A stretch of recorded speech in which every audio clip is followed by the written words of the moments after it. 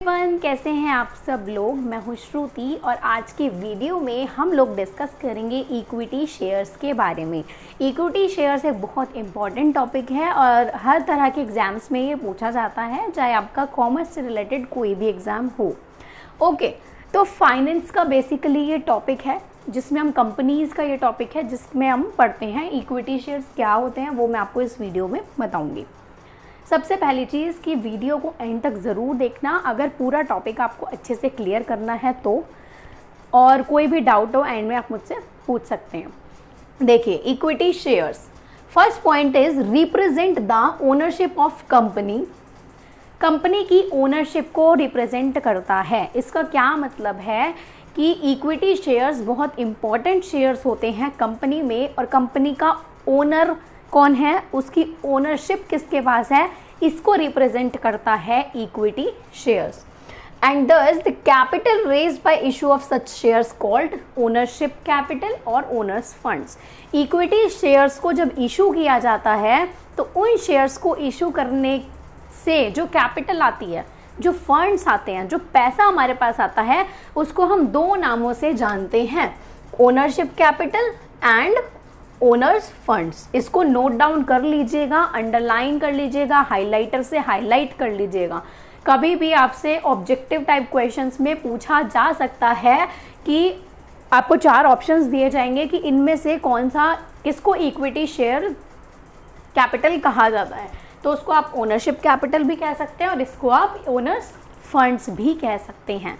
Clear हुआ ये point. Now, second point is it is the prerequisite to the creation of the company. Prerequisite का मतलब होता है सबसे इम्पॉर्टेंट चीज़ या फिर प्रायोरिटी, एक तरह से सबसे ज़्यादा इम्पॉर्टेंट चीज़, जैसे कि जो चीज़ सबसे ज़्यादा नीडेड है। फॉर एग्जाम्पल, आप कुछ भी कोई आर्ट एंड क्राफ्ट कर रहे हैं तो उस आर्ट एंड क्राफ्ट के लिए कुछ प्रीरिक्विजिट होते हैं कि आपको ग्लेज पेपर भी चाहिए, आपको फेविकॉल चाहिए, सीजर चाहिए, ये तीन चीज़ें मेन होती हैं, तो this is called main.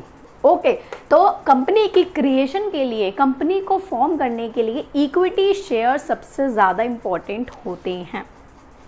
Next point is equity share holders do not get fixed dividend but are paid on the basis of earnings of the company.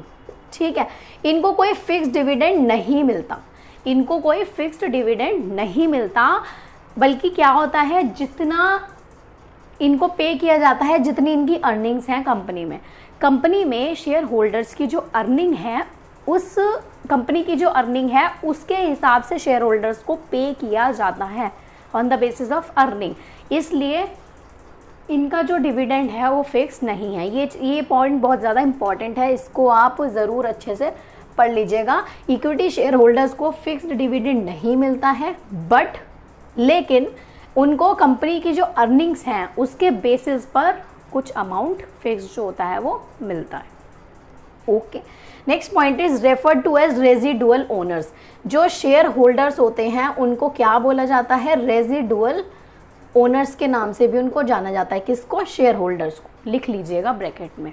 Okay, equity share holders को। Okay, next point is they receive what is left after all other claims on the company's income and assets have been settled. Company की जो भी assets हैं, company के जो भी incomes हैं, उन सबको सेटल डाउन करने के बाद, जब वो सारी सेटल डाउन हो जाती हैं, उसके बाद जो बचता है फंड, जो पैसा बचता है, वो इक्विटी शेयर होल्डर्स को मिलता है। याद रखिएगा, ठीक है। एसेट्स, इनकम, ये सब चीज़ें सेटल डाउन हो जाती हैं, उसके बाद जो पैसा बचता है वो इक्विटी शेयर होल्डर्स में बचता है, उनको मिलता है।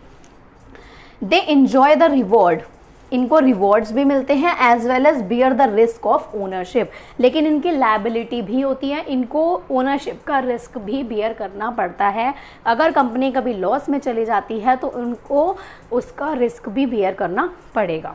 ठीक है, तो अगर इनके पास गेन है तो इनके पास लॉस भी है, दोनों ही चीज़ें हैं। Clear. Next point is in case of limited liability company, यानी कि लिमिटेड लायबिलिटी कंपनी कौन सी होती है, वो कंपनी जिसमें शेयर होल्डर्स की लायबिलिटी लिमिटेड होती है कि इतने पैसे तक लिमिटेड है, तो वो होती है limited liability company. Limited liability companies के केस में जो उनकी लायबिलिटी है शेयर होल्डर्स की, वो कहाँ तक लिमिट होती है जितनी कैपिटल उन्होंने कंट्रीब्यूट की है, कैपिटल कंट्रीब्यूटेड बाय देम। यानी कि कभी भी कंपनी लॉस में चली जाए या कुछ भी ऐसा कंपनी में हो जाए कि कंपनी बंद करनी पड़े, तो जो लायबिलिटी होगी शेयर होल्डर्स की वो लिमिटेड होगी। अब कितनी लिमिटेड होगी? जितना उन्होंने कंट्रीब्यूट की है कैपिटल में।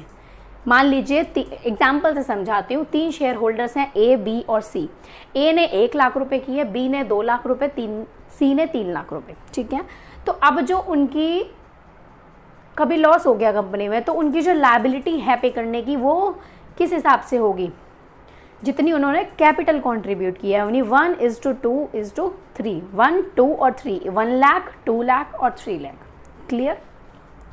Next and last point is using the right to vote. इनके पास वोटिंग का राइट होता है। उस राइट को यूज करके these share holders have a control over the management of company. उस राइट को ये यूज कर सकते हैं, वोटिंग के राइट को, और ये जो शेयर होल्डर्स होते हैं इनके पास कंपनी के मैनेजमेंट का पूरा कंट्रोल होता है। कंपनी में क्या चीज़ें किस तरीके से मैनेज करनी है, कंपनी का पूरा मैनेजमेंट कैसा होना चाहिए, वो सारा इनके हाथ में होता है, इनके कंट्रोल में होता है। किसके?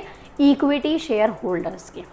ठीक है, तो ये है हमारे इक्विटी शेयर्स क्या होते हैं और इक्विटी शेयर होल्डर्स क्या होते हैं, उनके कौन कौन से राइट हैं, क्या उनको मिलता है, क्या उनको नहीं मिलता है, कितनी लायबिलिटी होती है, वो सब कुछ छोटे से टॉपिक में मैंने आपको एक्सप्लेन कर दिया। नेक्स्ट वीडियो में पढ़ेंगे प्रेफरेंस शेयर्स। ठीक है, दोनों बहुत आते हैं, दोनों का डिफरेंस बहुत आता है, कुछ भी पूछा जा सकता है इस टॉपिक से। अच्छे से नोट डाउन कर लो, मैं बोर्ड से हट रही हूँ। मैं कम्युनिटी टैब में सारे नोट्स भी आप लोगों को अपलोड कर रही हूँ, आप कम्युनिटी टैब ज़रूर चेक कीजिएगा।